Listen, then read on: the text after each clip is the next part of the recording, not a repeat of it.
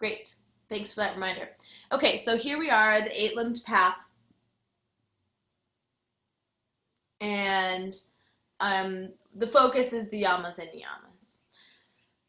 So here is an image that you can kind of see of the idea of the eight limbs. And this diagram, there's lots of them, of these petals, right, of the eight limbs. So we have two of them we're exploring today is the Yama and Niyamas. And then on the path we have, I'll explain these obviously in more detail, asana, pranayama, pratyahara, dharana, dhyana, and samadhi.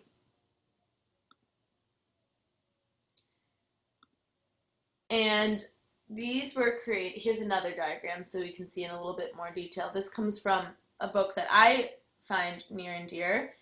It's called, he has two books. It says the author's name is Rolf Gates. Highly recommend Meditations on the Mat. I'll pull it up on our break and bring it back to you so you guys can see. Yeah, okay, so then we have the Yamas, which are these 5 moral restraints, and the Niyamas, and there's lots of, every teacher, every thinker on these practices is going to have different vernacular that they're using, so please just open your mind that there's lots of different ways to speak about these. The side layer bar on the right. Oh yeah, you guys. There. Is that better? Oh, this bar. See, let's see. The problem is I don't want that there, but if I play the presentation, then I can't see you guys at all. Does anyone know how to do that? Yeah, if I put it in presentation mode, then I can't access to the people who are joining, which there's still some people joining.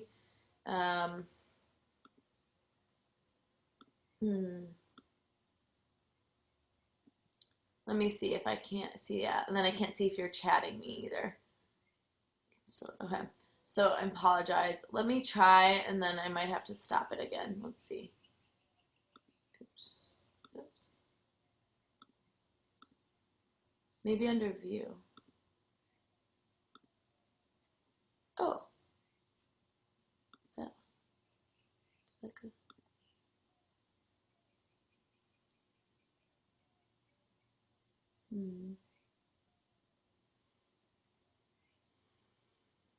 I don't want that. No. Let's see. Oh, wait, can someone try to chat me one more time? Okay. Oh, there we go. The problem is I don't have an access to my mouse. Oh, there. Like I can't see where I'm. Okay, that's better. I think I can work like this. It might take me a second or two to get to your chat. So yeah, I can't even exit out of that. Where is my mouse? So feel free to unmute yourself or chat, but it's so hard for me to move the group chat. Sorry, y'all. This is tricky without seeing a mouse. Oh, where is that? Oh.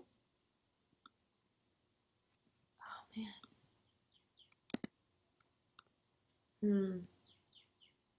Yeah, so please don't be intimidated to share a chat out loud and just unmute yourself, because that will be the best way for me to hear you. Okay, so here we are, the Yamas and the Niyamas, and if you need me to stop, please, you can chat. It will just take me a moment to get there. We'll go into these in detail, and again, open your mind to not get so stuck in the vernacular, the verbiage, okay? So we have the 5 moral restraints, and then we have the niyamas, these 5 observances.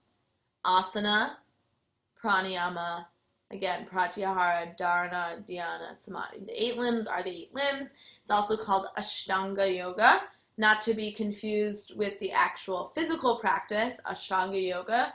That is my main asana background, is Ashtanga. I generally do not practice it now on my own, every once in a while, but it's a very modified exploration of Ashtanga if I have any Ashtangis in the room.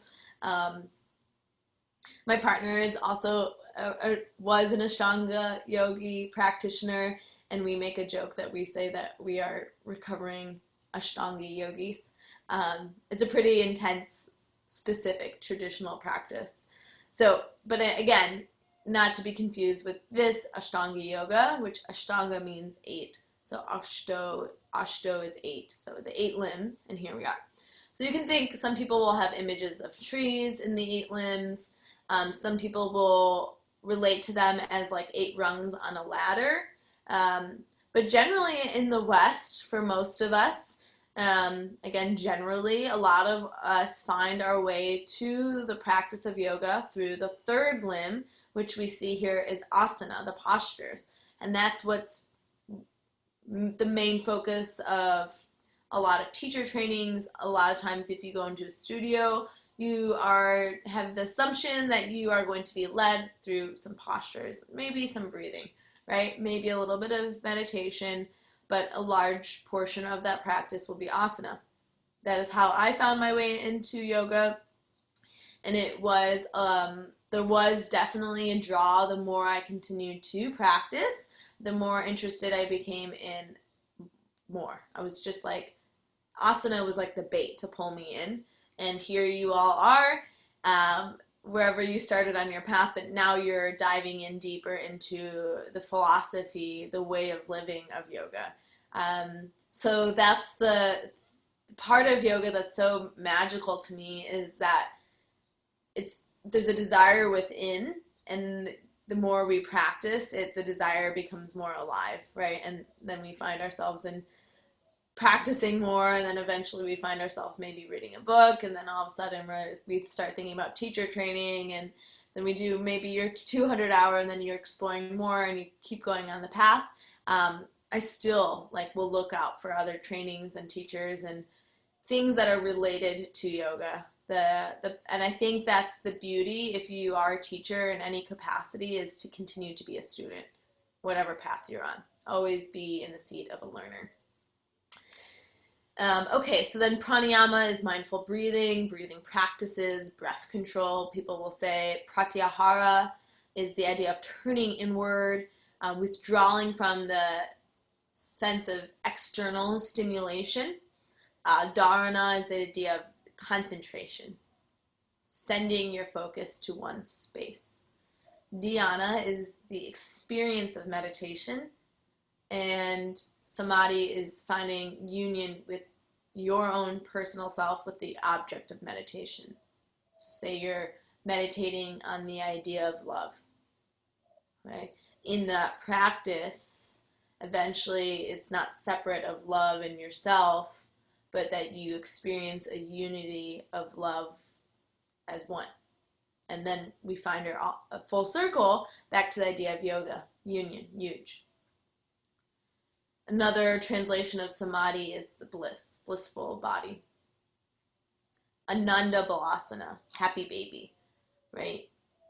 That childlike wonder and curiosity, that bliss that is releasing all the external roles and labels we place on ourselves, or society places on ourselves, right? We attach ourselves to these ideologies, or basically, I am this, right? And this is who I am. But really, beyond all that, that's just facade, right? That's surface. And the truth of it is we are all in unity. We are all divine beings having a human experience. Oh, someone's joining. Give me one moment. Oh, I have to pause the sharing. Okay, I guess I can do it that way. There we go. Okay. So, those are the 8 limbs. Obviously, we're not going through all of them today. I'm just giving you kind of context of what we're diving into. So the Yoga Sutras. The Yoga Sutras are of Patanjali. So this is where I really want you to open your mind. Here we go. So they're a collection of these 196 sutras. There's 4 chapters, and they're discussing theory and practice of yoga. The sutra comes from the medical term suture, to join or hold together. So you can see these as individual pieces all joined together, to be woven together, like a spider's web. The Yoga Sutras are compiled between, right, 500 BCE and 400 CE. That's a large portion of time. So if you are very like science-based, this is going to perhaps challenge you, but that is good. Challenge is good for us to not be so focused on how and why, but what it's speaking about, right? Because we can get lost in all of that all the time. So, and then it continues to the oddities of this is Patanjali, a man. I don't know if can you guys see me? You can just see, not me, you can only see the presentation. Okay, that's okay. I can see a little you. Oh, you do? Okay, cool. um, so he's in India. He synthesized and organized this knowledge about yoga from all these different traditions. And the sutras in particular are created really for the householder yogi, meaning you and me in our modern age. They weren't designed per se or established for the cave dwelling yogi. They weren't written down until much later because in the tradition of this path, it was very much oral story, right? And then text came. So you think the way it was taught was they would be given like a small phrase and to expound on greater detail and knowledge of what that phrase was saying. So you can think modern day like cue cards when you would make note cards to memorize, right? Verbiage or whatever context subject you were studying. So that's kind of what the sutras are. And then this is Patanjali. Pata meaning fallen or falling, and Anjali meaning prayer, like Anjali Mudra. So you can kind of see in this image that there's serpents behind him. So he's said to be half man, half on top, and then he is called to be the thousand-headed serpent. Sometimes he's represented with 5 or 7, just because creating statues and sorts of 1,000 was, very lofty. And all right, so this is where we get into myth. So that's why in the beginning for me, I just couldn't wrap my head around this because I got so frustrated of thinking, well, I don't understand who actually like wrote this. If this is like a myth and this is supposed to be a man, but we don't really know much about him, like where did this knowledge come from? But in the end, even if we knew, like even if we really knew if it was really a man and it was just the idea of this person or not, the truth is none of us were there. So it really is just trying to appease our mind once we put those pieces of the puzzle together. So I think that's the part of yoga is the mystery, right? Of like looking deeper. So here's the story of Patanjali. So they were composed by this man named Patanjali. So there's not much known for him, that he was around the 2nd, 4th century BC. But all this material was coming from way long ago, right? So the myth is Vishnu, which you might have practiced, like Vishnu's couch, you're laying on your side. He is known as the maintainer of the universe. He's laying on a bed, a sea of serpents. He's in between creation world, right? He's resting on this multi-headed serpent and floating on the ocean of consciousness. So here we have Vishnu, just he's sustaining the universe, maintaining everything. And then Shiva is dancing, this glorious, beautiful dance. And he becomes so mesmerized by this dance that he becomes so heavy, and basically his weight like is on all these serpents and they're feeling his density. And then all of a sudden he snaps out of it when Shiva's done dancing, and I'm going into greater detail obviously, and he becomes very light. And then he's asked by Anhata, what's going on? Like, what just happened? And he goes, I just experienced yoga. I experienced union with the dance of Shiva. And So through that, the snakes, the serpents, were asked to be born to learn about yoga, and so we have Patanjali. So let that sit with you.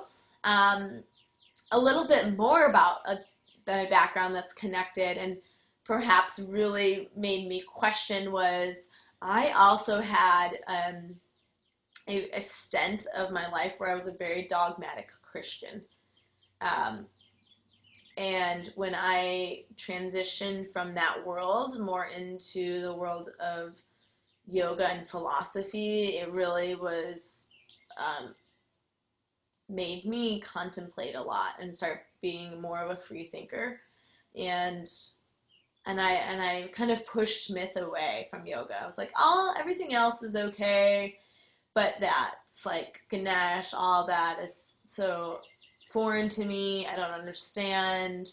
Um, and now I see like the beauty of myth and what it's actually one of the greatest teachers. And if I look back at those strong days in my Christian portion of life, was even Jesus himself was teaching in parable, right? And that's the beauty of even when we were children, we're reading our children's stories. It's not really, it's, yes, the story is the entertainment, you could say, right?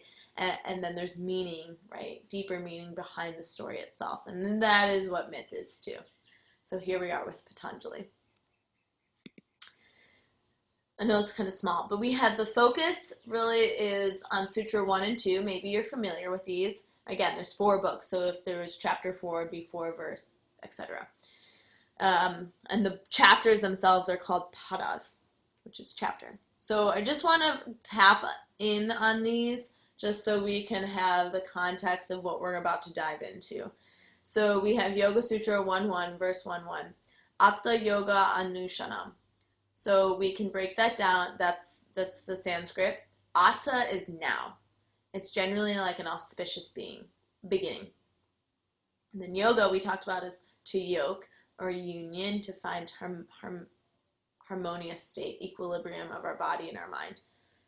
When I first, in my initial 200 hour, when my teacher was talking about yoke, I thought she was talking about an egg yolk. And I was like, oh yeah, like to find our center.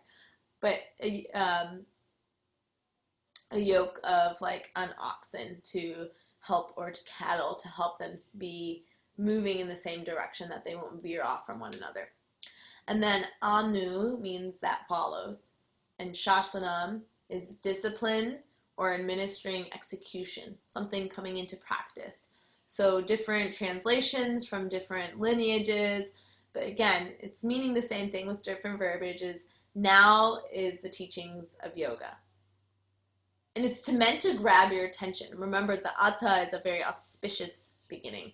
Or then comes the right time to undertake the practice of yoga. So it's basically like, okay, this is the beginning. We're going to start practicing yoga now. And that word atta is found, the meaning now, is found in several different yogic texts to draw in someone's attention, like a beginning of an epic. All right, we're diving right in. So it's to grab your attention to say, okay, this is a practice that you are going to learn and undertake, and you need to have your mind and your attention and your heart all absorbed into what you're about to delve into. It's to guide everyone in to not just take this material lightly, but to really contemplate and think and mull over what the teachings are being administered, right? And how to weave this into a practice. And then Yoga Sutra 1.2, I'm going over this quickly because, again, the meat and potatoes that we're focusing is Yamas and Niyamas. Yoga Chitta Vritti Nirodha, which basically means, you can see at the bottom, yoga is the restriction of the fluctuations of consciousness, or yoga is a cessation of the fluctuations of the mind. That the second translation is how I received it. And I know that this is a lot. Before we dive into the meaning of it, it took me months to sit with just Sutra 1.2. I was like, what? I don't understand. Like, I really was trying to grapple it. And then there's this idea in yoga, a mantra of sound, of the idea of chanting. And I just kept saying it over and over again. Yoga, chitta, vritti, nirodha. And I'd think about what it meant. And then all of a sudden, one day it clicked. I wasn't even just trying to sit and like grapple it. I just was chanting it and practicing. And then I was like, oh. So breaking it down, chitta means mind. And that includes thoughts, our feelings, perceptions, ideas, right? And then the vritti is like a movement, a wheel of the movement. And nirodha is broken into ni and rodha, is all directions, you could say. And rodha is restraining, disciplining, not allowing to roam aimlessly. So then we bring this together, we see yoga, right, which is the union. Chitta is the mind. Vrittis are all the movement. And nirodha is the restriction, the disciplining. So when we think of this, is another way to say it to like our layman's terms is yoga is the pausing or the calming of the monkey mind. And when I started realizing that, the image that came to me was a large pond with a bunch of ripples. And that yoga is the calming of the water. The ripples are the thoughts that we're thinking. And then the yoga, the deep practice of yoga, is smoothing out the surface of the water so that we can see with more clarity, that we can see the depths that lie beneath, right? The thoughts in our minds are all over the place every day. And this isn't saying to that our brains are going to think. That's what they do. Let's see here. Oh, great. I can do it this way. Someone's chatting. Where did you go? Oh.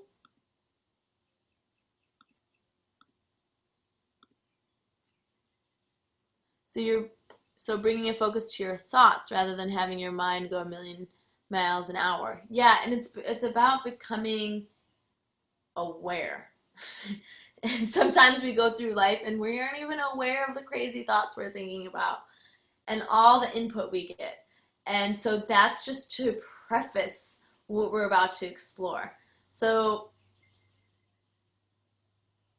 the experience of yoga, even if before you really were diving into any kind of training, I'm sure in some capacity you were experiencing sort of peace or balance or a reset when you were on your mat, this pause from life and the hustle and bustle of responsibility and agenda and lists, and you feel this like moment. That the practice, the truest experience of yoga isn't just that hour or whatever amount of time on our mat, that it is a living embodiment of all of this. That we don't need to be pulled around constantly by the waves of our thoughts, right? That we have the power of our within ourselves to notice, to move with more awareness. And it's not to say that we're not going to think all those crazy thoughts all the time. That's what the brain does, right? We have so much input of society and ourselves and jobs and responsibility and oh my gosh, the news, right? But it's noticing when you're starting to spiral and that those thoughts are taking over, right? And it's realizing in that moment that, hey, I am not my thoughts. Thoughts are happening. I'm thinking thoughts, but I am not my thoughts. And it's claiming ownership over ourselves. Great questions. So again, this is a lot, and we're diving into a lot right now too. Okay. The 8 limbs. So The 8 limbs, I will say that the Yamas and Niyamas, I just love them so much. They've drastically changed my life in so many ways. And so many lessons, and they still keep coming. And if you really open yourself and your heart and your mind to them, they are great teachers, and they will reveal themselves to you. The universe has a way, I promise you. Even if you memorize them all, you're like, yes, I'm a great student. I will memorize these. It's fascinating. It's mysterious how they come up in different ways in your life. So we have Yama, which, again, generally, traditionally are seen as correct behavior towards other, moral behavior towards other, generally. I'm going to expand on how they actually, yes, relate to other individuals, but a lot of this work is personal, so they do apply a lot to ourselves. So we have Ahimsa, Satya, Asteya, Brahmacharya, Aparigraha. Again, I will get into these individually. And then the Niyamas, which are more generalized as principles that you should live your own life by. So very specific to self. Someone's joining. Give me 1 second. Oh no, how do I get down here? Oops. Where'd you guys go?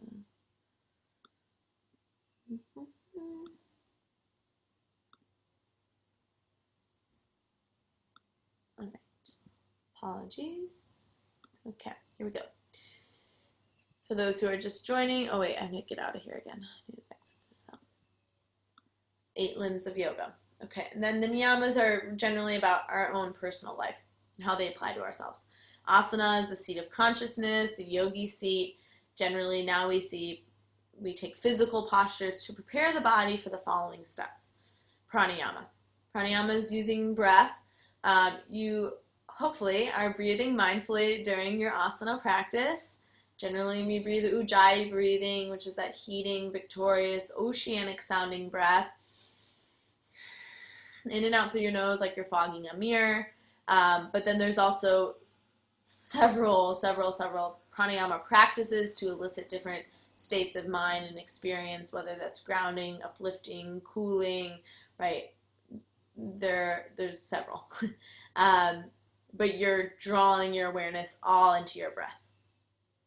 Homework. The next time you get on your mat, notice how long you can be with a mindful breath.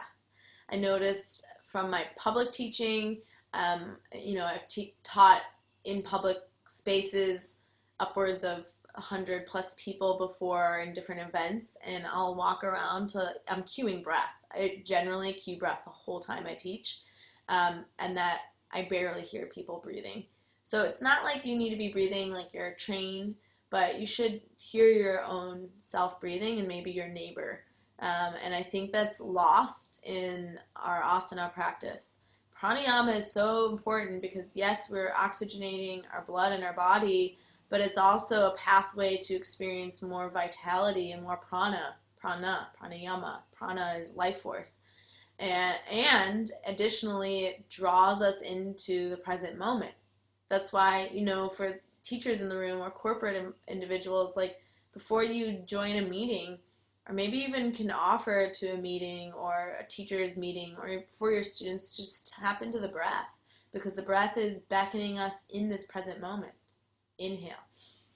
Exhale. This is now. Your breath here and your breath here. A lot of times we move through asana, we're not breathing, so we're just moving. And then pratyahara, turning the senses inward to explore our inner landscape, our inner universe. What's going on. So I can hear birds in the background, or I can hear a car drive by, or the AC on, or something like that. You hear these sounds, but you're not agitated, you're not drawn to that stimulation. They become the background. You're not interested in the sound anymore. It's there. Dhyana is this continuous flow. This meditation is quote unquote perfected. You're in the state of meditation. you can experience the state in other places. Lots of athletes and musicians will experience dhyana. It's just a different verbiage, where we can say the zone or the flow state, that space where you're just in it completely. And then samadhi is that you're embodying and experiencing divinity, unity, the fullness of the universe. Um, an example that many people will say that is similar to samadhi is when you are out in an amazing, majestic space of nature. Oops. There we go. Sorry, someone's joining us. Okay. So I was in Costa Rica in November leading a yoga retreat, and we took ATVs out through the jungle, and I mean there was nothing around, and it felt like I was in Jurassic Park. And it was just one of those moments where everything else just paused. It was as if life paused, and I felt this wave of deep connection with all of life around me. That is a samadhi based experience. Is you're lost in it, and found, right? Your perspective is shifting. So we can see generally as a society, we are just like focused completely, generally always on limb 3, asana. I am not downing asana. It is amazing. It keeps our body strong and supple and free of aches and pains, right? And it helps us feel empowered and strong. But we've neglected these first 2 limbs, which if asana is practiced with these limbs, the first and 2, it will bring a whole nother layer of devotion and to your practice, or bhakti, adoration, devotion to something bigger than just like, I'm going to move to quote unquote be healthy, which again is great. If you only want to stay there, and if your students only want to stay in the world of asana, that's fine. You know, not everyone is pulled to this path, and it's okay. But that doesn't mean you can also weave those teachings in to your students. And who knows? You're doing them a favor. Okay, so we get to yamas. Any questions so far? Feel free to chat or even unmute yourself. No. Need a sip of water. So yama. Hold on, someone's joining real quick.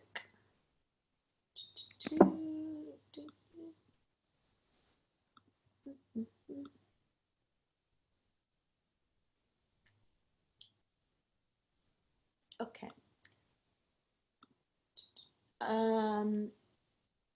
Yamas. So again, generally focus our actions towards others. I teach, yes, that, but at the same time, I also teach and how they apply to ourselves.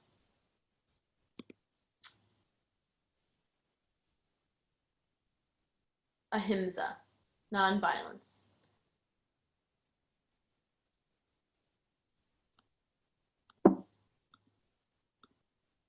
Interested in after how you reconciled yoga with your Christianity. I'm a total believer and struggle to reconcile Reiki and my beliefs, and now taking my 200 teacher training and wondering how I'll reconcile these two, as the church always has strong feelings about yoga. Great. So this is beautiful. I'm going to touch on this real quick. Am I sharing that with you guys? No. Oh, let me go back here. Okay.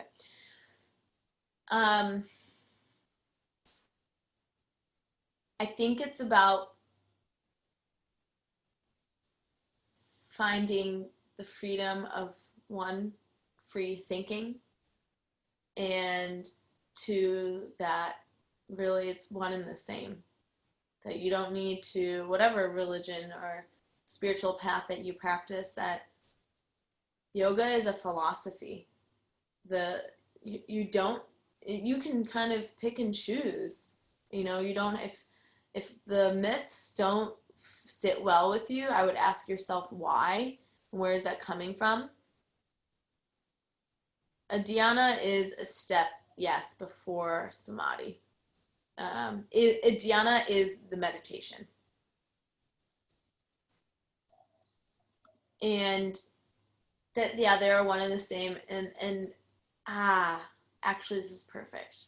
I love when this happens. Yamas and Niyamas. Check this out. Look, there's, if you can see on this, I'll go back to sharing in a moment. There's 5 yamas and there's 5 niyamas. They're basically non-religious 10 commandments. And if you're in a place where you're trying to, you have your faith and you're exploring this path, this can just doesn't even, I don't even want to say add to, because that might not sit well with you, but it just might overall enhance your own understanding of your own personal faith and expand on the faith that you already are practicing, that it doesn't need to take away from, that it might shine more awareness and light on the practice that you're exploring of your own religion, your own faith. That the idea of samadhi, right, is to experience divinity, and it's and I say generally when I'm teaching, divinity, your higher self, the universe, whatever you want to name it, that the philosophy of yoga isn't meant to take you away from any personal faith that you have, right? It's a lot of times, I was listening to a podcast the other day, and it was with actually a teacher that I did a few trainings with. He's in New York and has a yoga school and training. His name's Raghunath. And he was a monk for 6.5 years before he became a yoga teacher. He's, hardcore New Yorker and has a huge family now, and they have a farm. Anyways, he was saying we've lost the ability to become free thinkers, that we are so constantly inundated information and knowledge and media and news, that we just take it. We don't even take it as a grain of salt anymore, and to sit with it and think of it, and does it really resonate with you? And I think that this is the work of looking in and saying, hey, is this me? Are these my values? Does this align with myself fully, authentically as I am? And really allowing yourself to be vulnerable in that exploration. What happened for me is, in all honesty, is I actually came to Austin to help start a small church. And at the same time, I was I was working at a studio and teaching and surrounded by more and more yogis. And in my personal, I started really free thinking, that I realized that they're actually one and one for me. And back in Chicago when I was practicing, I also experienced a pushback, that I was finding so much peace in my yoga practice. And this was before I was teaching yoga. And I had a mentor in my church tell me, like, why are you doing that? That's, you're invoking demons or something along that line. And so I stopped. And then I was teaching in a high school at that time, and I started finding my way into a place of depression and anxiety. And it was largely, when I look back, it was I didn't do the thing that was bringing me great joy and peace, which was yoga. And then when I came to Austin and I was opening this place, I was finding a lot of peace and connection to the yogis and understanding. And I had no anger or angst against the church, but I remember telling one of my friends who was a pastor, and I said, for me, I really experience divinity when I'm outside in nature. And he responded with something of, I think that's just an excuse that you just like to be outside. And it was at that point in time that I realized that I needed to remove myself.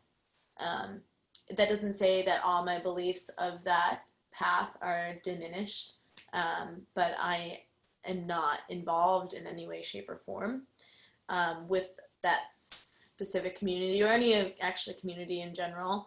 That I think a free thinking thought that came from me is, what is church, right?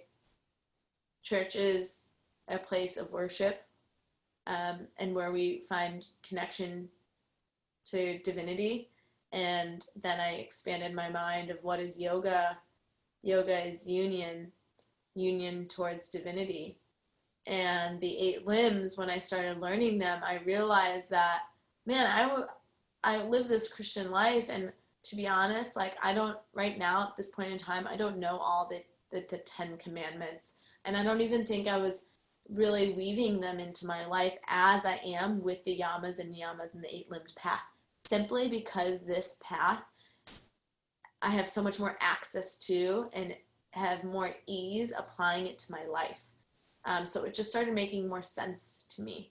And again, it doesn't have to be that. That's my personal story. And I think that that's my advice to you is you got to do the inner work. For me, was what really was like the money on the head was, and I hope this is interesting for all of you. Every year I would write a reflection on that year, and I realized that a lot of my time in that faith was people pleasing. Um, I'm an ordained minister, and we offer yoga in many of our churches as a form of spiritual practice. It really depends on your theology as an individual and as a denomination. Exactly. And so that's why I have no, like, to me, I have friends that are yogis that are very strong Christians, and they are so lovely. But for them, I have one girlfriend in particular, and she is a hoot. But she does not like to say Om or Namaste. She thinks it's weird and odd, and that's fine, and that's the beauty of it. Like, we don't have to get caught up in like the dogma of things. It's a way of living. It's a philosophy. It's a way of living, and it doesn't have to be a religion. And yes, I understand that people will say, oh, but it came out of Hinduism and we have all these crazy myths and blah, blah, blah. No one's telling you have to claim that as your truth, right? Like, if we're looking at these, again, I say that they're like non-religious 10 commandments. If you spend any time reading Light on Yoga by Iyengar, he refers to divinity as so many different verbiages because his whole aim is to not make anyone feel as though that they're getting caught up in some sort of religion. And I think that's something that I found so freeing, is that I can still keep my personal faith, but in all sense that this practice has actually made me feel the union yoga is talking about, and I look back that I really wasn't fully experiencing during that said point in time in my life. And yes, there's all different external things that were happening in my life that also influence that. But I love that what you all are sharing. So thank you guys. And I think, for those who aren't in that particular space themselves, to understand that if you're a teacher, you're going to have all walks of life come into your space. Whether you're teaching publicly in a school or in a corporate office, like, you don't know who's in front of you, whether they're Christian or Muslim or Catholic or Jewish or Buddhist or Republican or Democratic. I mean, you have no idea. Or someone's in a state of divorce or has cancer, or we don't know. And there's no place of us to judge. And I find that the 8 limbs open myself to be more compassionate to myself, and in that work to be so much more compassionate to others, and to not say you're right and you're wrong and you're on the path and you're not, because in the sense everyone has their own unique journey. And I think that's the power that lies beyond yoga, is seeing each person as a mirror, right? To look within. And if you're finding yourself in a state of judgment, right, there's something within you that is blocked, right, or that's coming up. So thank you for asking and sharing and being open. I really appreciate it because it makes it more engaging, even though I'm not sitting in a room with you. Please, again, share away. So we come full circle back to the yamas. These moral, ethical observances, again, generally focus on others. So ahimsa traditionally is nonviolence. Beautiful. Greater, broader perspectives and other thinkers will say it's really kindness or compassion or love, which is beautiful. And a little bit of Sanskrit, the and himsa, you'll see it, and then a few others means non. So himsa is violence, is non, so non-violence. So here we are, Light on Yoga, BKS Angar. This love embraces all creation, for we all are children of the same Lord. Again, I get it. We can get caught up in Lord and the idea of that, especially for people who are like, I don't want anything to do with religion. I feel you too. And I talk about that in different trainings. And I think that it's good. I think that that push, that challenge, or maybe that rub, that like sandpaper feeling, if you're feeling it, is good because that's how we grow, right? There's something there to look into. Maybe you're holding on a set of ideologies from your past, a situation that happened that is rubbing you in a certain way. I understand. I've had that experience myself, if that's for you. But the idea is a love that embraces all creation. We're all one and the same. Thich Nhat Hanh, a Buddhist monk, I'm paraphrasing, but basically his idea is that we are all waves, a part of the same ocean, and generally our ego or fear or the sensation of loneliness makes us feel alone and separate. But that is the illusion. In yoga, we call that Maya, the illusion that we are separate or alone, inferior or superior. But, right, we're all different. We're all unique, and that is to be celebrated and not frowned upon, right? Our world, especially right now in the US, is so divided, and it's heartbreaking and frustrating, and I could go on and on about it. And that is the beauty of yoga, is when I go in and teach in a public space, I have no idea all the different thoughts and feelings and belief structures people have, and to know that I can love all of these individuals because we are all one and the same. We are all made of flesh and bone. If you're interested in astronomy, oh gosh, I just had his name. Neil deGrasse Tyson talks about, we literally are made up of cosmic stardust. And he's an astrophysicist saying this, right? It's not just some yogi. And that this is the path to treat ourselves with nonviolence, treat one another with nonviolence, radical compassion. It's hard. It can be a practice. If there's someone who totally has a different opinion than you, and I see it all the time on Facebook, especially in politics, people aren't hearing each other, and then they get angry and frustrated and lash out. It's a little bit of biting your tongue, right? It's the idea of be kind, but also, stand up for yourself. It doesn't mean you just walk around like a pillow to be punched at, like a punching bag, right? It's someone said earlier, the professor, of being like compassionately firm. So nonviolence or love is essential as it lays a foundation of how we move about our lives.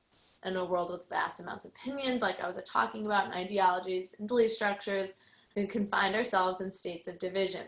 When we move from a place of nonviolence, we look past our differences and learn to see that we all desire to be loved, to be seen and respected. And I would even add on, to be heard. believe it was Confucius that says we have two ears and one mouth for a reason. We should listen twice as much as we should speak. That we already know all the things that we believe and think, right? And we can do ourselves and humanity a favor if we listen more and not listen to just respond, but to really listen to what someone is saying. And if you start to listen that you and really pay attention, that what they're saying is encompassing something deeper that they're sharing with you. If you're familiar with Brene Brown, she has the idea of vulnerability is a bridge to connection. And I think that's another part of yoga that really comes to the surface is this practice is being vulnerable with ourselves. So that's why I like, the tradition is to see this as how it relates to other people of the rest of society, whether it's a stranger on the road and if you have the tendency to flick them off when they cut you off, or to remember that we don't need to take it personally. If you haven't already read The Four Agreements by Don Miguel Ruiz, I highly recommend you read it. It's a very short read, and it relates and connects with this material so well. So I highly recommend it. If you have already, keep reading it. I try to reread it and sit with the material once a year just to freshen my mind. We have some chats. Oh, the book, such an eye-opener. The Four Agreements. Don Miguel Ruiz. Is that what the spelling you were looking for? Okay. Back at it. Where is my play? Definitely.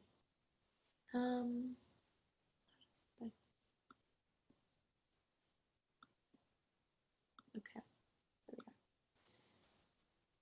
Okay. So we'll chat about this a little bit.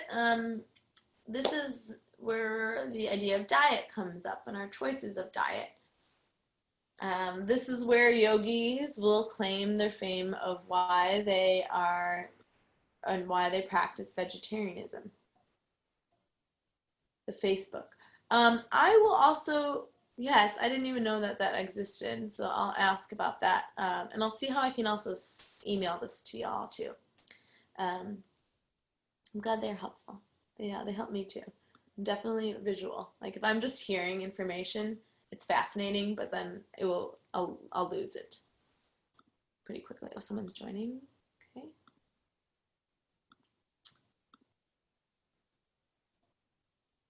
Email's great. Awesome.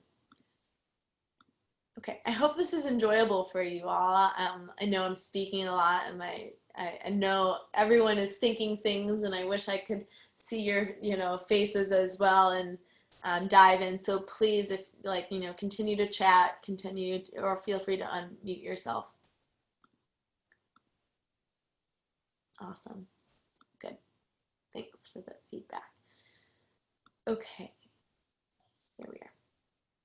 So diet choices and the idea of personal narrative. I'm going to pause this for a second so I can see you all. Pause.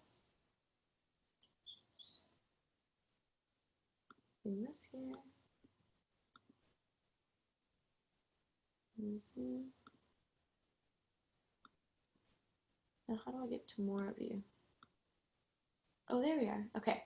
So, hi guys. It's weird just talking to a screen. So yeah, feel free to share yourself if you want to. So yes, this is where yogis start talking about why and their diet. And I do want to touch base on this because some of you might be vegetarian or vegan or have various different diets. But Iyengar also mentions that, yes, oh, hi, cutie. There's a little, I love it. Yeah, bring your little cozy pups or kittens in too. You could be a vegetarian or a vegan and actually not be practicing ahimsa. because he goes on to say that it's the intention behind what you're doing. So, you could think you're holier than thou, right? And then you're eating a super clean diet, or I've known some people who are like raw foodists, but they're actually, angry and upset and can be quite critical. Or you can have someone who eats meat and all the things and is the most lovely, compassionate human being there is. So, um, again, there's a theme in my life that I was vegetarian for quite a while because of yoga, and then I became vegan, and then I became very dogmatic about it. And on all honesty, twofold, two reasons that I knew when I started looking at this material that I really wasn't practicing ahimsa was it was separating me from human connection with other individuals and in community and being able to break bread with them. Because I was so, I couldn't eat that. I couldn't eat that. I could only eat that. Um, and I almost, then I started noticing I was becoming like a burden. And I never wanted to be a burden. Then I felt like I was a burden. And then I would remove myself of, oh, I just won't even go to that social engagement. Um, and then I became really like obsessed with the food I was eating, and I was like deteriorating away. I was like losing weight, and like even my hair was thinning, and I noticed that I was becoming really unhealthy, and I wasn't practicing ahimsa. I wasn't being compassionate and loving to myself. I was depriving my body of nutrients that I wasn't giving it. Um, so my diet now is very plant-based, but I eat all the things. I eat fish, eggs, and meat, and I feel the best in my body. Um, and I seek to find my sources of food that are sustainable and environmentally safe. And I just, I don't know the whole gamut of you guys and what your diet is and practicing. But again, just because you have like this, I am a vegetarian, doesn't mean that you've like checked the box of practicing nonviolence, that it's so much more than that. Um, does anyone been on that path or currently on that path of any questions of how? And again, I have friends that their bodies are fine being vegetarian and they can handle it and do it, and it's great, and they are lovely people. So I'm not saying that if you're a vegetarian you're an ill-willed person by any means, but it's all about what's right for your body. And at the same time, if you are, just be mindful to not push your diet on other people. And that's the same thing with this practice. Like it's natural for us to get excited about something and then really want to share it, right? We're like, this has changed my life. I have this newfound like joy of this. I'm so curious. I want to know all the information, and we find ourselves sharing, which is fine, but just be mindful not to become preaching about it, of saying like this is the way, because everyone's body is different. There's autoimmune diseases that people have which the diet doesn't work for, or they can't eat said certain foods. So just be, again, compassionate that say something works for you doesn't mean it's going to necessarily work for someone else, right? That there isn't just one way of living a healthy lifestyle. And especially with diet, there's so many things, and especially with in terms of, we can even go into image and how people feel about their image, and that to just be super mindful and aware of, you might be speaking or about something passionately to someone and saying that this is great diet, blah blah blah, I feel so great, and then they might have like an image or eating disorder or an image issue of not seeing themselves fully and with love and compassion. So as a yoga teacher, you are not just teaching physical shapes to people's bodies, but you're people are coming to yoga because some of them, it does feel like a sense of church or community. Some people are coming because it feels like therapy and that they can't afford going to a therapist. I have so many students that come up and say that they can't afford therapy, that this is yoga is their therapy. So it's so imperative that you, as you do this work, apply it to yourself first, and be insanely compassionate with other people, because remember, not everyone is exactly where you're at and the path that you're on, right? Even if you're on yoga, there's totally different spectrums of places, ways we take it. So I just want to touch base on that. And then the second idea, or is there any questions or comments on that?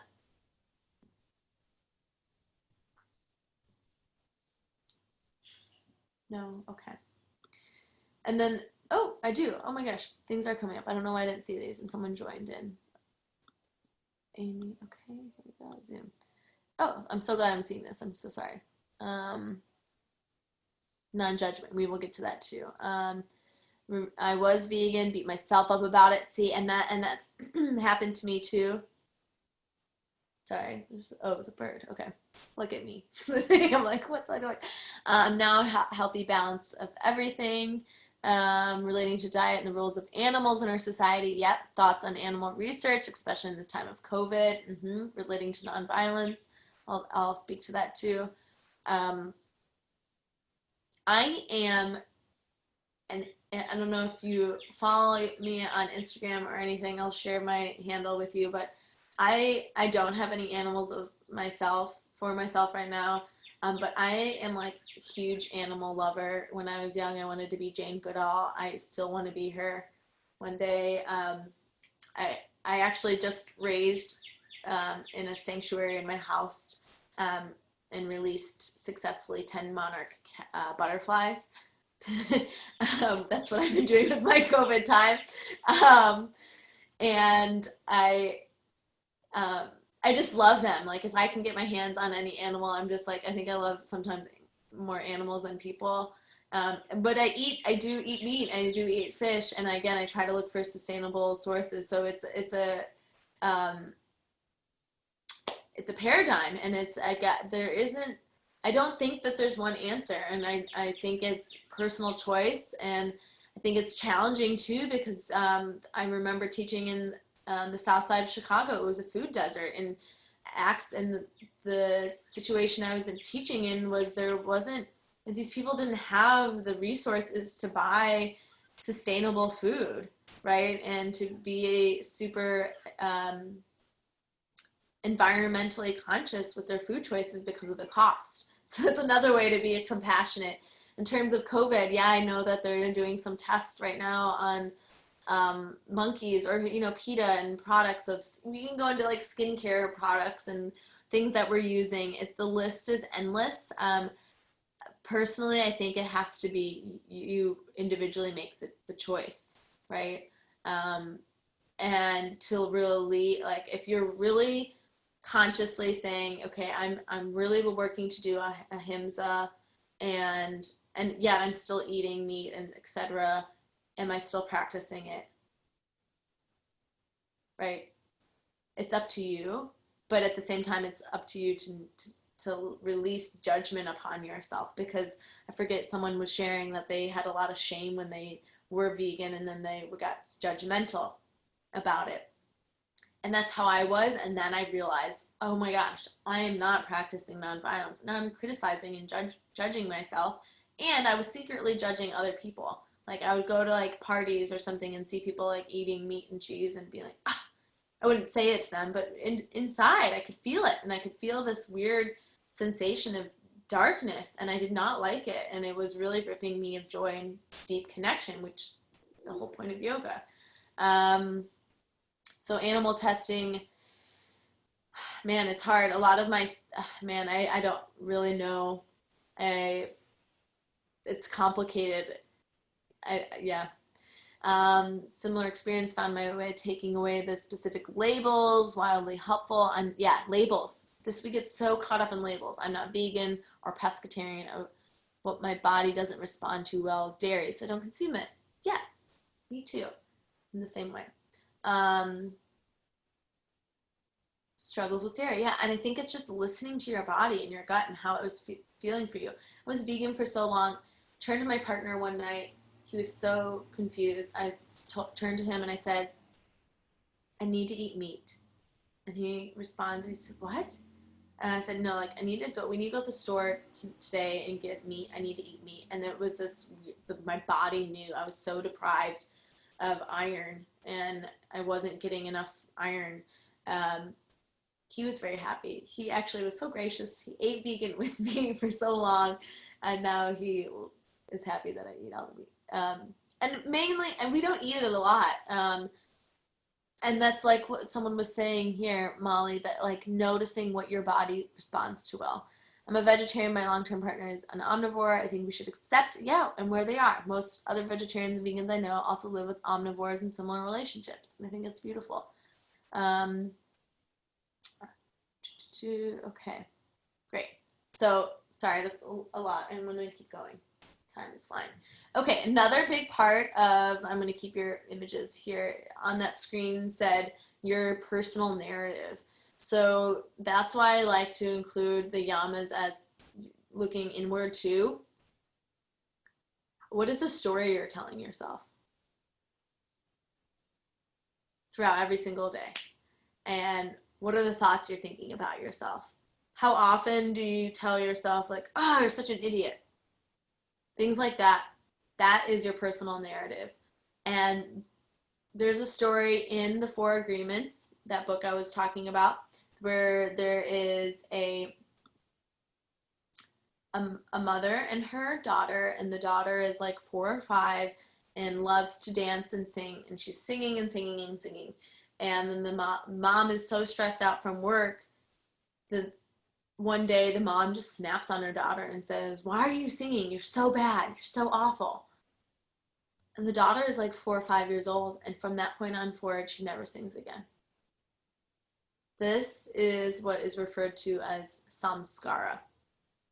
These deep-seated roots of beliefs, not that we have consciously chose, but that have been subliminally impressioned upon us through our upbringing, our parents, teachers, friends, media, news, things that we're not even conscious that are being imprinted in our subconscious mind, and that they become the lens in which we view the world. I'm not smart enough. I'm not pretty enough. I can't do that. I'm not strong enough. The list can go on and on and on. And that is a lot of where ahimsa comes from. And becoming aware of that thread that you're speaking about of yourself, right? It's wild. And I was leading a short workshop on ahimsa in particular, and we were in a Skype call. It was earlier in quarantine, or stay at home, shelter in place. And a woman got off, and she messaged me literally an hour after, and she was cooking and messed something up in the kitchen or something, and she told herself, she was like, oh, Stephanie, you're such a fucking idiot. And then she paused and she was like, oh my gosh, I do that so often. And she shared that story with me, and she's like, I didn't even realize that I do that. And it's so often. And so part of this practice, the first step of this practice is simply just becoming aware of your narrative, and know that you have the power to edit and revise and even rewrite your narrative. That if someone said something to you about yourself and your personal worth, to know that that is not your truth, that is someone's opinion or perspective, or in fact, just like that mom, she might not even thought her daughter was a bad singer, but she came home from a very stressed out day, and that stress was accumulating, so she projected her own stress onto her daughter. And how many times do we do that? Especially with the people that we live close with, right? We project. We're angry, we're upset, we're frustrated, that we lash out because we have this energy within ourselves that we don't want to hold on to, and then sometimes it just explodes. So the physical practice is great because it moves energy through our bodies. So some of that homework is, spend this weekend just examining your mantras, right? Those common things that you say to yourself over and over and over again that are taking away from your self-worth and your own power and your own light and your love, and to know that remember the core of our beings is light and love. So anything that is not that, maybe you made a mistake, or you in other people's eyes you did some horrible thing, right, in life. But that's the practice of ahimsa is radical love and compassion. So it's the ability to forgive. So I hope that is helpful to really look at your narrative, because the thing is, our brains believe what we tell it. So if we're telling it and nurturing it love and like would you speak to your best friend that way? Would you, you would never say the things that you criticize about yourself to your best friend, hopefully. Or maybe you do, and that's the work you need to put working on right now too. But our brains believe what we tell it. And there's this quote that basically is saying, what we think is what we become, right? Our thoughts become our character. Thoughts become our words. Our words become our actions. Our actions become our habits. Our habits become our character, and our character becomes our destiny. It perpetuates. So if you're feeding yourself with affirmation and acknowledgement and peace and love and kindness, your brain and your body are going to be fed that. Just like if you're going to choose a really healthy plate of vegetables over a plate of cookies, right? What's really better for your body? The vegetables, right? It's going to give you vitamins and nutrition that the cookies do not have. Great, I love cookies. I'm not hating on cookies, but right, it's the same thing. Like, are you going to give your dose a heaping self of like negative condemnation and judgment, or are you going to say, hey, it's okay, you made that mistake, you are going through X, Y, and Z in life, be compassionate, forgive yourself, and learn from it and move on. And then you're going to have more productivity with that than just hating on yourself, which is so common. I hear so many people do it all the time, and it's so heartbreaking. And then when we do that and we speak kindly to ourselves, that's that another level of that co-regulation I was talking about. People hear it, and wow, the energy that you hold is different. People are going to start noticing, and you attract, right? If you, I was listening to Oprah's Soul podcast, or I forget the name of it, but someone had asked, like, oh, why do I have so many negative people in my life? And she responded, well, look at like how you're engaging with yourself, because we attract what we are, right? So, and it's twofold, right? Sometimes we make the change and we have people from our past lives that kind of stick around. Maybe it's time to cut ties with them compassionately. So I can go on and on about that, but I'm going to continue on if that's okay. If anyone has any comments, feel free to share. Oh, what did I just do here? I'm going to minimize you guys over here. Where did my keynote?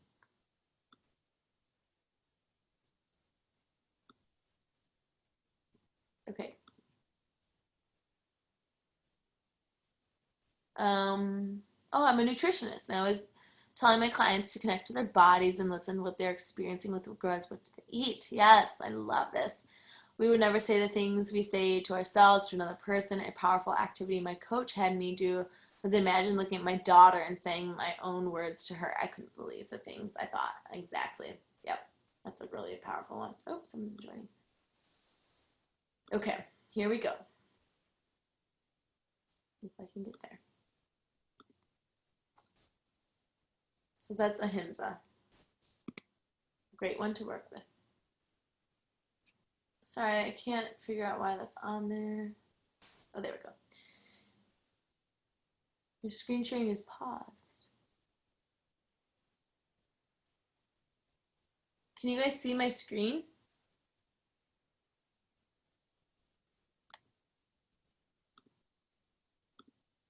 Oh, okay, good. Oh, no, you can't. Yes. Now I'm confused. You can or not? Okay, go. Resume.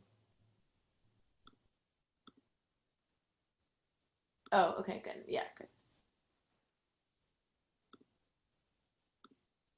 I can see now. Good. Okay. All right. So Satya, truth. Gosh, that's what I mean when I go on tangents. My apologies. But we will continue. Truth. Satya. Mahatma Gandhi said, "Truth is God, and God is truth." I'm not going to say much about that, and just that's there for your own mind to contemplate and to explore what that means for you. So, truth, right? Honesty, speaking truthfully, staying committed, living in alignment with our truth, holding ourselves accountable. So, if you believe something and you're not living to its tenets, then perhaps we're not practicing satya. This is a very powerful, they all are powerful, yama of what truth means. And it covers a lot, right? Obviously, speaking truth, living truthfully, being committed, holding yourself accountable. So if you say you're going to do something and you don't do it, right? Someone's joining.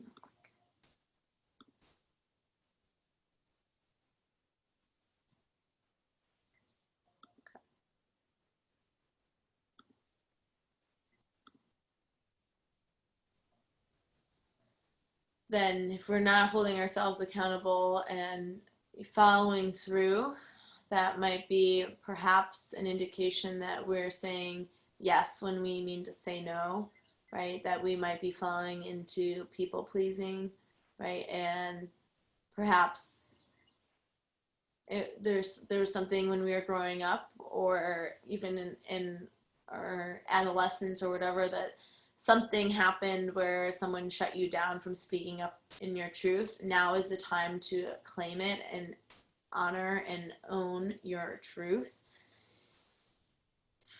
When we move from a place of truth, we feel it, right? We feel lighter, we feel more aligned, we feel free, we feel the power of that ease. And then when we speak lies and we don't hold to our promises and all the things, we, if you're honest with yourself, will feel dark, unsettled, perplexed, maybe even resentment. Maybe you start taking it out on other people. And that's the magic of truth, and then the danger of not living in truth. And I'll share very honestly, actually. And it was not too long ago that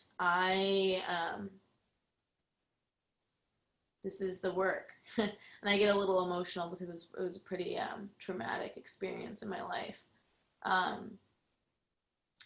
But I was working with a different studio, and that studio was under an umbrella of a fitness company, and who in this company. Hold on. Yes? Oh, someone's not muted. You need a sweater and a coat. If you're not muted, can you try to mute yourself? Sorry. The background noise will come in here quite a bit. Pause sharing. No. Mute all. Okay. So in this company that I was working with, they trained a lot of professional athletes and the people who attended this facility were, I mean, they were statuesque, you could say. And meanwhile, I was married, and I got really caught up in this world that just destroyed me from the inside out. And I ended up cheating on my husband, and I could not tell him. And I felt all of that darkness because I was still looking to live that path of yoga. And there was this strong, deep knowing that felt like I was dying inside. And I did not have the strength to tell him because I felt so awful about it. So I left him. And after that point in time, I had to basically re-examine my whole life and what was going on and why that all was happening. And I meditated and practiced and spent copious amounts of times outside and went to an amazing therapist. And the silver lining was I was a few months after all that happened, was laid off from that company. And it really was an intense year because it was an end of my marriage, an end of a job that I thought was my dream job. And it took me to a place of, felt like rock bottom. But it was the best blessing. And through all the work that I put into self-inquiry and love and literally mulling over all these practices, brought me to another elevated state I've never experienced in my life and completely changed me again.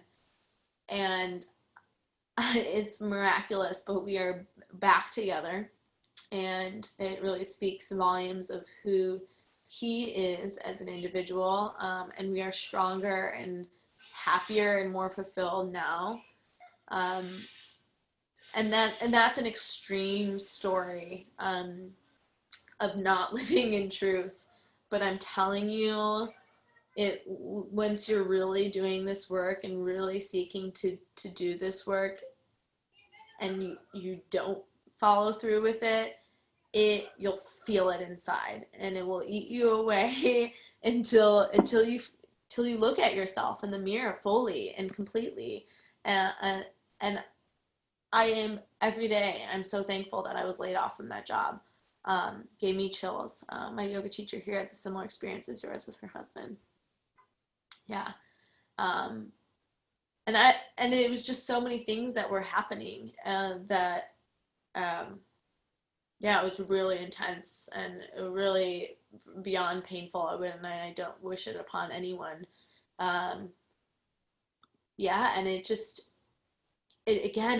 made my love and heart and devotion so much stronger for this practice, because it saved me. It really saved me, and it saved my relationship in so many ways. And just, I have so much gratitude, because this practice is so much more than the physical. That's why I'm so passionate about these yamas and niyamas, of course.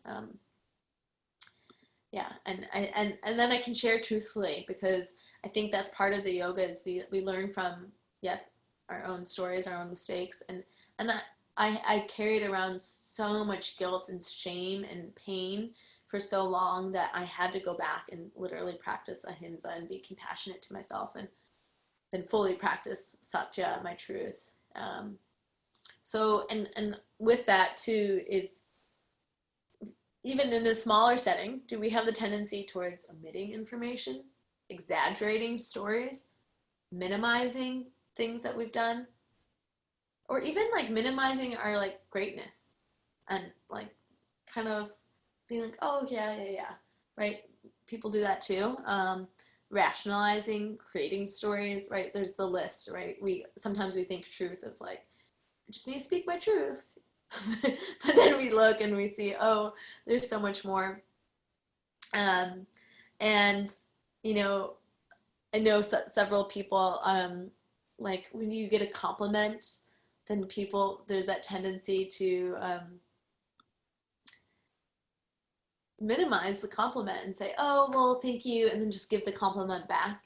And one of my teachers, Raghunath, who I talked about before, said if someone like shares the compliment to you, like own it and feel like receive it fully and completely, and empower it to serve the goodness within you, so that you can keep loving and serving other people, right? And at the same time, when we take a compliment, if you have a hard time taking it, you inside you can still like look at it, but when we minimize it, we're minimizing that person's vulnerability to share what they greatness or beauty or light or intelligence that they see in you.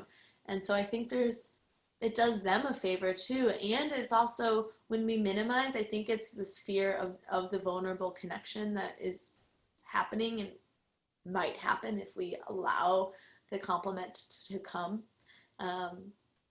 So be curious about all that, and notice, just notice. Um, that question in particular was very like profound for me. All right, let's look at all the ways that we may not be fully living in satya. Okay. Any questions, thoughts, comments? I don't know. I lost that portion. Oh, here we are. There it is. Okay. Thank you for sharing. I can relate, but the darkness I felt led me to a deeper truth. Yes, which has changed my life on every level. I agree. And to that point, our darkest times in our life make us grow the most. Every time, even when it's so painful and hard and challenging, it feels like we're ripped apart in every single way, or the rug is pulled out from underneath us. That's the deepest times of examination and wonder and curiosity of why. Oh, by the way, I'm Christine. I'm using Tara's account. She's one of the managers, just to let you know. Went through a very similar situation with my husband and I were also brought together. Beautiful story of redemption. As painful as that journey was, it brought us closer together and made us stronger. It really does. It's amazing. I watched the movie Wild with Reese Witherspoon the other night, and bits of me. I highly recommend watching it. It's beautiful. She goes through some troubling times in her life, and she ends up hiking with no experience the PCT, which is this crazy trail from Mexico to Canada, and about her story of redemption and realization. It's very beautiful. Okay, Astea. Let's see if we have an hour until. Actually, let's pause. We've been doing this for 2 hours. Let's take a quick bathroom break. I'm gonna go back to here so I can pull out of here real quick. Come back. It's 11 o'clock right now. Let's come back at 11:05. Grab some water, or coffee, or a drink, and I'll see you guys in a moment. 11:05.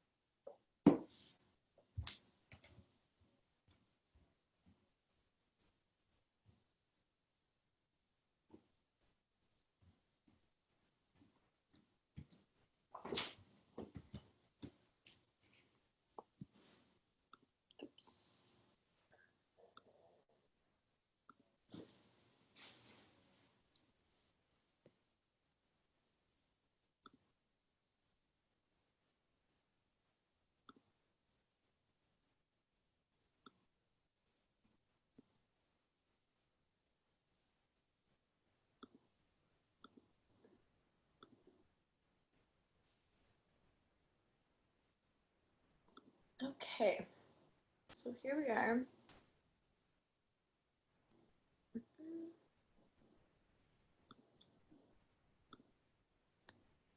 So we covered Satya, Asteya.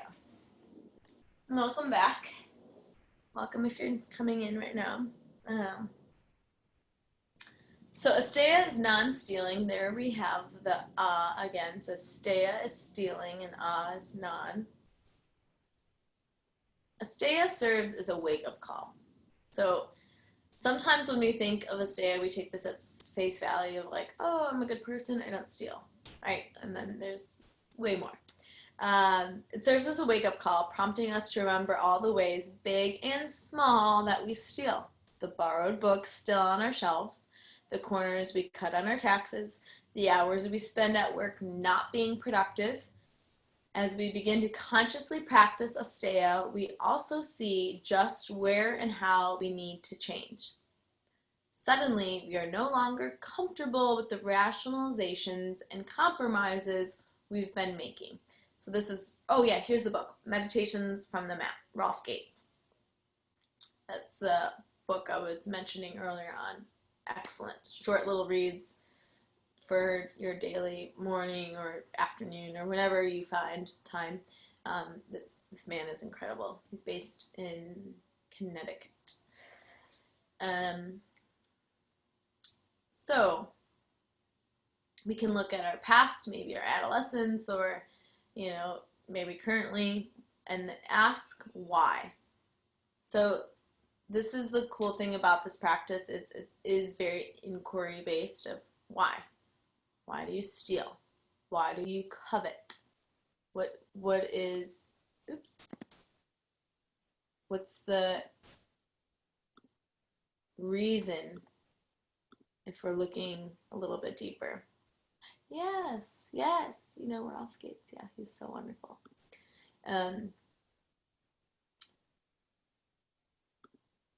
So ask why, especially, hopefully we're not stealing, but why do we covet? Or why have we stolen in the past? So we look past the action or jealousy to see the reason. When we become aware of the reason, then we can help ourselves uproot this weed of illusion, because the reality is nothing is in our ownership. And pulling from Job, from the Bible, naked we come, naked we leave. So nothing is really ours. Everything that we have in this life is borrowed. Right? We don't get it. It's not, everything's impermanent. Nothing's permanent. Even ourselves. So we have this illusion, again, the idea of Maya, M-A-Y-A's Maya, illusion. And we are presented in this world, as we know it today, of materialism and material goods equals happiness. Even if we feel evolved and we think, no, I'm not like that. Sometimes there's something that's there. And it may not even be like a material possession of like a car or a house. But it may be like an attribute of someone. Nothing is permanent except change. Yes, yeah, that's true. The only thing that happens constantly, right, is change. And it's interesting to think, okay, I don't steal, but for me and for maybe you, think about like, is there something I am coveting? Is there someone I'm coveting? And what is it and why am I coveting it? Right? And then it's basically do I have any like therapists in this space or psychologists? This work is basically, I find like I'm doing therapy on myself and like psychologically exploring my inner world. And when I was going through that period of my time, I was telling you, you're a dance therapist, cool. I love that, it's beautiful. And a social worker, beautiful. Like I will, when I was going through a really hard time, that story I was telling, I'd be in the car and always the music was off. Oh, that was a period of my time where I never played anything, no sound in my car. I would drive always in silence. And I would have these, it sounds wild, I would have these little therapy sessions with myself. I'd say in my car, Christine, I would literally say this, Christine, you're going through this challenging time. And then I would tell myself the situation so I could have almost an outside perspective. No one taught me this. Something inside me led me to do this. And from time to time, I will do this again. And it's very, very helpful because it's allowing me to not just think about it, but it's materializing my inner world. It's the same thing as journaling, but I find being in my car without music on and just driving and speaking is very out loud, helps me to see. So there's this idea, yes, it's self-awareness, definitely self-awareness. It's this idea of, and I'm not sure, maybe it's my empathetic nature, but and maybe some of you can relate, that I'm a type of person where people will come up to me and feel comfortable to tell me anything and all the things, which is fine and beautiful. I actually very much enjoy holding space for people, and I don't really even respond with that much. It's just holding your space and then sharing back what they told me. But my point was, with all that, there's a point. It will come to me, I hope. Oh, yes. And that people will come up and tell me things and say, I haven't told this to anyone, and I'm even nervous to tell you. And my thinking on this is our darkness wants to stay in the darkness. And the moment that we bring it out into the light, sometimes that is sharing with an entrusted human being, or even writing about it, it loses some of that grip, that power of darkness. And so I advocate to find a collective group of people or therapists or a close someone in your life that you feel that you can share with. Because for me, when I was able to share my darkness, I literally felt lighter, right? It was like a spiritual purge that was happening. And so with this, that's why I would speak it out loud. So it wasn't just like inundated just with the world of my thoughts, that they were being actualized. Yes, yeah. Meaning light, and that's awareness. And we call that light of awareness, light, so that we can see. So then that's why we ask all these questions and, start thinking of, well, why are we jealous? Why are we feeling in want or in need? And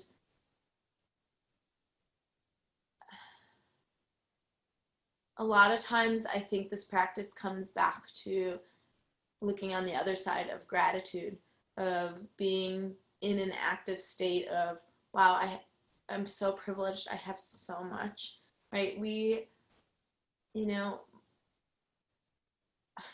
compared to the rest of the world and a lot of people's living situations, are so wealthy, right? That the fact that we have clean water and access to food and have a roof over our heads, right? And to have this greater reframe of what we have, but the paradigm comes with society and media news, or we're inundated with, oh, this house or this car, or these clothes, or X, Y, and Z, and you should have this and this and this. But then we know deep down that material goods are not the source of our happiness. I'm not saying that it can be nice to have nice things. It's fine if you have nice things. There's this idea of the love, like money in itself is not bad. things are not bad in itself, but it's once we put that higher on the pedestal, the love of money, the love of material goods, and then those things become the driving force behind everything that we do, we are going to feel progressively more empty inside. And I was listening to another podcast recently about this really wealthy director. He didn't even share his name, and I understood why, obviously. But he decided he had all the things in the world that he wanted to. Let me read this in a second. And then he got in a horrible accident, and there we go again. It was this moment of darkness for him, of hardship, that woke him up to realize that he was actually not happy. And so he like sold all of his belongings and all his huge mansion, and now lives in like a nice, he says, a nice like trailer. And he lives more of this minimalist life, and he feels so light and free and more fulfilled and more on a path of love and connection and inner joy. And I mean, we hear these stories time and time again, but it's the truth, right? The more we have, the more burdened we feel with it, right? The more things we have, we might think, oh, if I have this and this, I'll be happy. Or if and when I get that, I'll be happy. But the truth is, if we're not practicing that joy now, then what makes us think that once we get X, Y, and Z that we'll have joy then, right? And so that brings us back to present moment. So, is there a name for a therapist that is into the spiritual healing connection? If so, what are they called? Well, I'm only asked because every therapist has recommended me to some kind of medication. Well, that would be a psychologist, which I prefer a more holistic healing. And also, I just don't feel connected to them, and that's important too, or that they understand my needs. So I need to find a therapist who is into this yoga, Ayurvedic, holistic life. But I don't know what to Google to find them. Sorry, no, nothing is silly. It's not changing the subject at all. It depends on where you are. I know a few in Austin. I have a student of mine who's actually a therapist.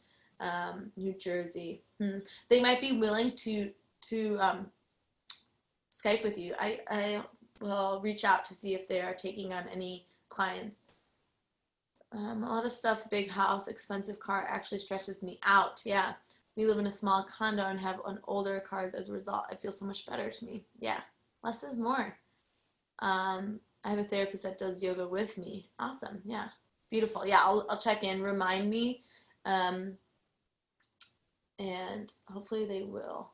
And they're very well known here in town, but they're excellent and great resources. So, and I think, like we're talking about, having that reframe of mindset of nothing is really ours to begin with, right?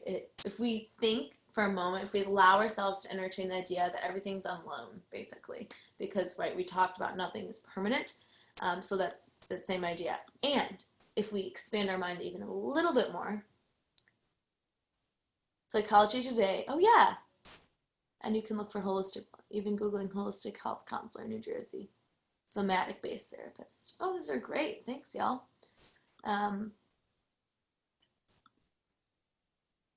What if we entertained the idea just for a moment? Some of us, some people, some of my friends are really well off. Excellent. I live in a very small duplex, and I'm content and happy, and we love our little home. And then I have some friends that have come from a really wealthy line of family or individuals. And again, it's not bad. But if we reframe our mind to think, if I have a lot of material possessions and money, that what if I, instead of selfishly pursuing these, that they were used to be in service of something greater. And this is where we tap into Dharma, Dharma, Dharma, which is this strong sense of duty that we feel in life. That this is what I'm called to do. this is it. And that we think of our resources that we are given, quote, or have been given to us as means to support our dharma and to be in a state of devotion. Because if yoga is union, and we talk about union to higher self, God, divine, universe, whatever that is, to be in a state of devotion or a practice of devotion, then that's going to change. Perhaps. Yeah. Let's see if we have any questions here. No? Okay. All right, I'm going to move on for the sake of time. It's 11:22. So here we go. This is a good one. Brahmacharya. Okay. I wrote moderation. Traditionally, it's referred in connection to celibacy. So we'll kind of look at that a little bit. So the fourth yama is the discipline of brahmacharya, which literally means to walk with God. Oh, I see a typo. It's going to bother me. Although it is often translated as chastity, brahmacharya also means continence. So again, traditionally it meant celibacy, but then it was reframed for the householder yogi like ourselves.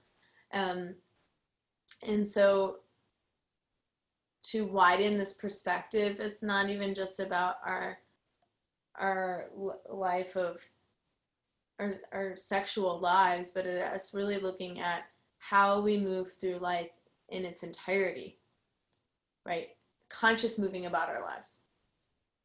So becoming aware, again, of any like strong pulls of obsessiveness or overproductivity or being a workaholic or whatever it is, strong impulsive habits that we know if we look in and take the time are perhaps detrimental to our well-being, and explore, oh, that went away, explore the inner workings of moderation. I love when you said everything is on loan. Never thought of it like that before. Great perspective, which for me also teaches me I need to show and respect it, whatever it is, as it's not mine and it needs to go back to the owner, whoever that may be. Yes, exactly. And I think to go to that point, Crystal, it's very freeing that we don't have to, be on this chase for possessions to make us happy. And allow that to be a mindset. And again, we'll get to this after lunch, so I guess I'll pause that. But it's freeing. And when, for example, when I moved out, I had like nothing, and it was, sobering and humbling. But at the same time, it was like, oh, okay, this is the real work to find my own joy, right, from within and not from these external things that I think that will make me happy. So brahmacharya is this idea of moderation, conscious moving about our lives. So checking in with yourself. I teach yoga and meditation for a corporate company that's based in Austin, but they're all around the world, and it's a stock exchange company. Some people will say I'm working for the devil. I'm like, no, these people need yoga. They're so stressed out. I've never seen clients with so much stress. These people are working 12 plus hour a day sometimes, and have so much physical and mental stress. It's wild. And it's interesting, since we're talking about this in regards to Asteya as well, as they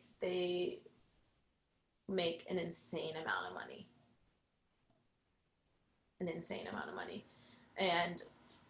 But they're working their lives away. And, that's their choice. So I feel like I'm giving a little bit of extending some grace by teaching yoga and meditation for them. But with brahmacharya is the idea of moderation. So and we look bigger at the umbrella of yoga of union, the union of ourselves, greater selves, whatever that means. And so moderation is, all these are tools to help us come back to yoga, to union. So if we are working an insane amount, and then that means other things are getting neglected in our lives, whether it's our personal relationships, our loved ones, our personal lives, our self-care, the cleanliness of our space. Something is out of balance. And that's why brahmacharya is in here. And so Rolf Gates talks about literally meaning to walk with God, to walk in balance, right? So we're not just walking with work, or we're just not walking with, a person, right? That we're just not walking with ourselves, living in a cave, right? It's balance. If you look at like a pie chart, and that's this following question.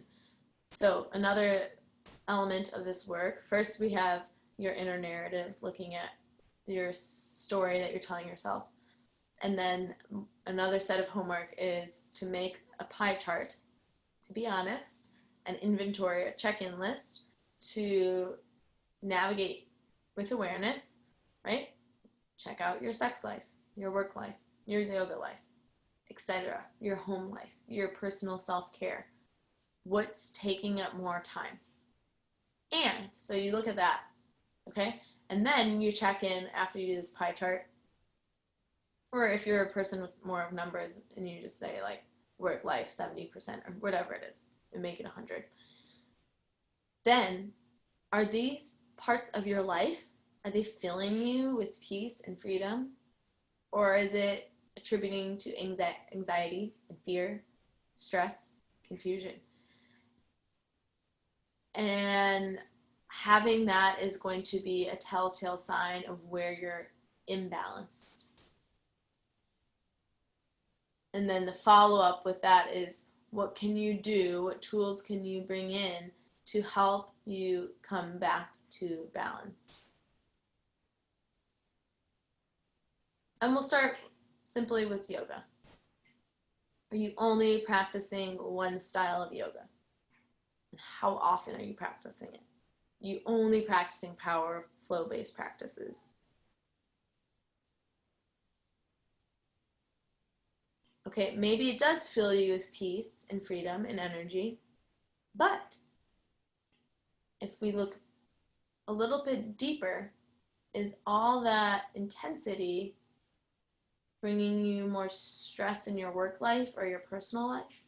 Because yoga can be that keystone to help balance that out as well. So maybe you start bringing a little bit more yin or meditation into your yoga practice so that maybe work and personal life feel a little bit more calm and grounded. So it's kind of twofold, making this chart of your time, and then in each individual piece of that chart, looking deeper to say, does this XYZ bring me peace? Does this bring me joy? Or is this attributing to maybe a little bit more anxiety? Any questions, comments?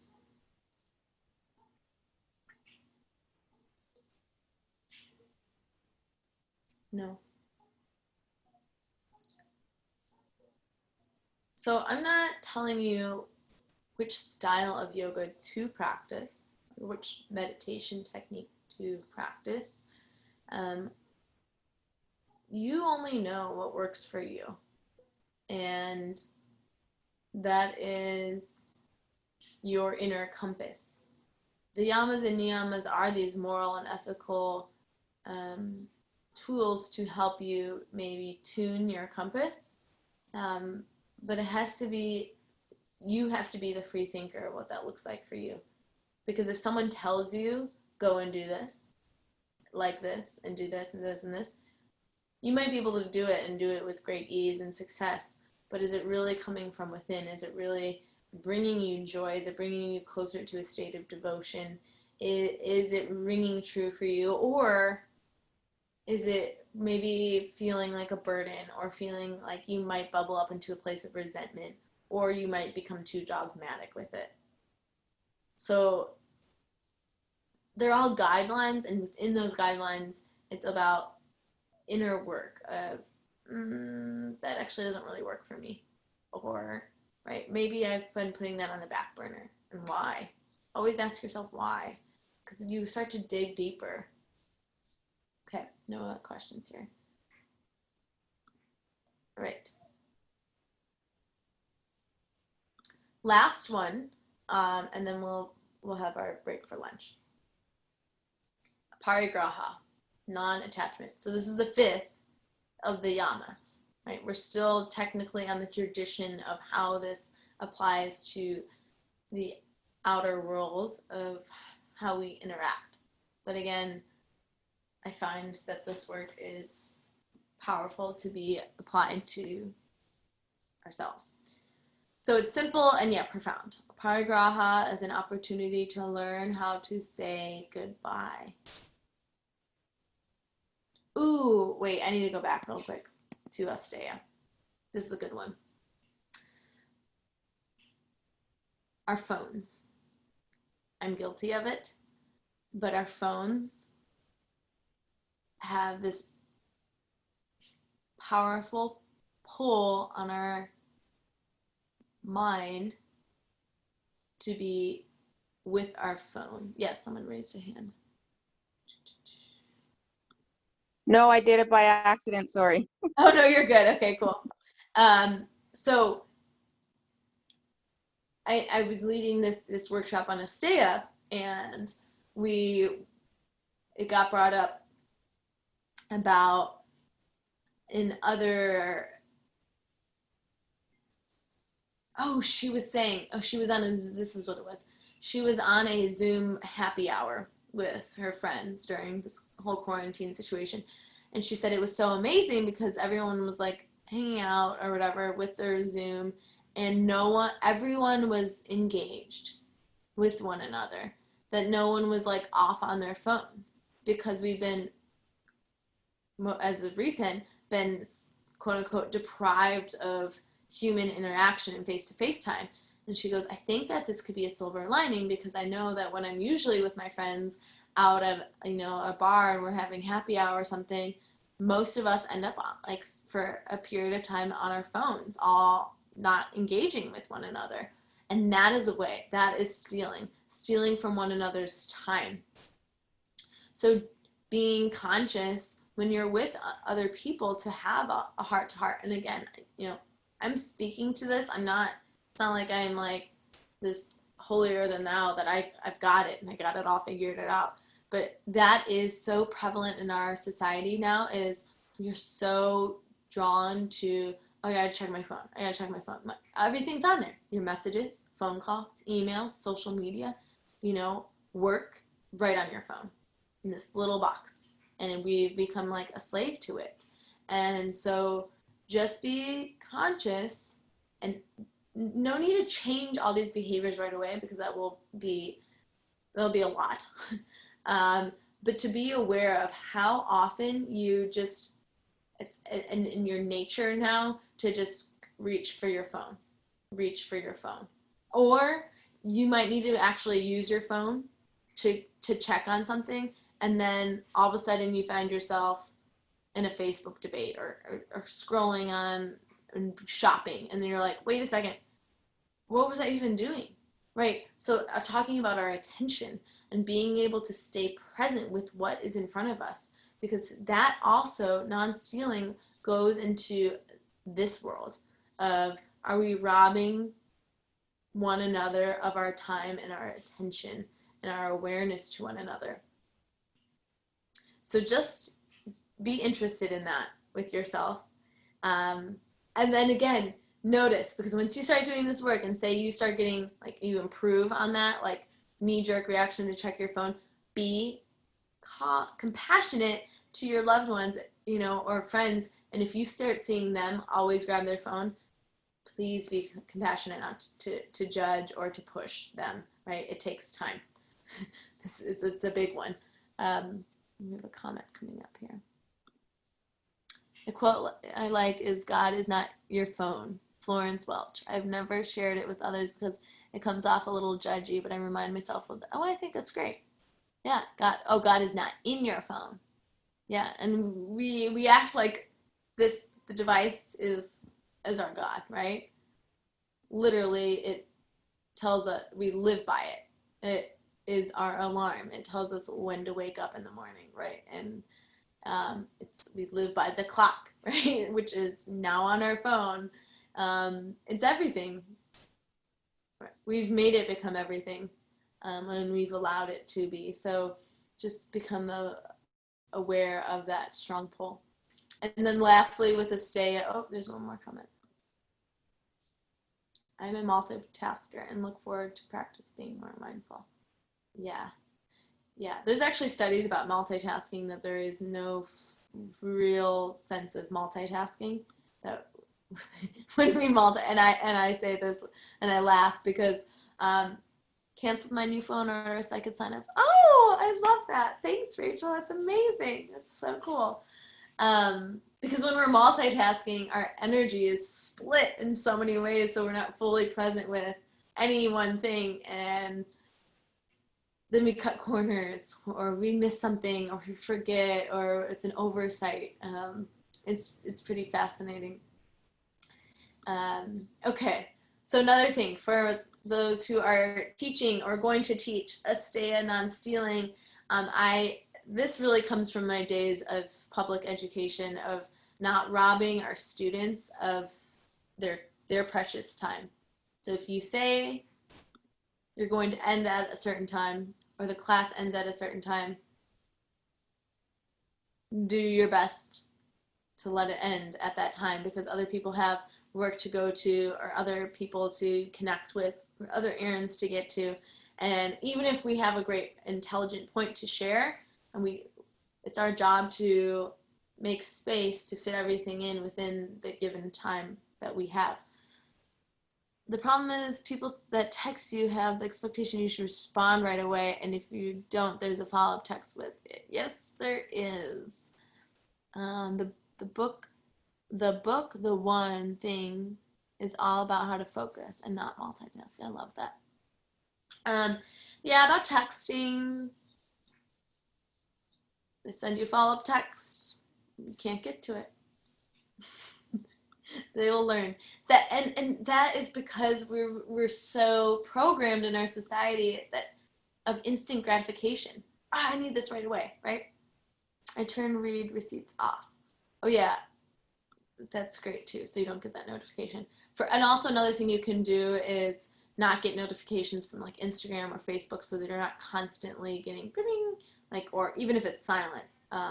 My phone, and sometimes people complain, is generally always on silent, so I have missed calls and missed text all the time. But again, it can wait, right? If it's not an emergency. No, yep, me too. No, that's great. It's a great tool. So again, our phones have those resources to help us, right? Or you can even track the amount of time you're like on your phone as well. So there's, again, what Gates is saying is there's big and small ways that we steal. And it's not just from other people, or it's not just mentally, but it's also from ourselves, right? Okay, last one, back to aparigraha. Oh yeah, so finally, if you are teaching in a public class, please, please, please end on time, right? People have places to go, and then what? You create this amazing space for them to feel calm and grounded and energized, and then you end class 7 minutes late, 5 minutes late, and then what happens? You take them right out of that piece, and then they're stressed because now they have less time to get to wherever they're going next. And that brings them out of union.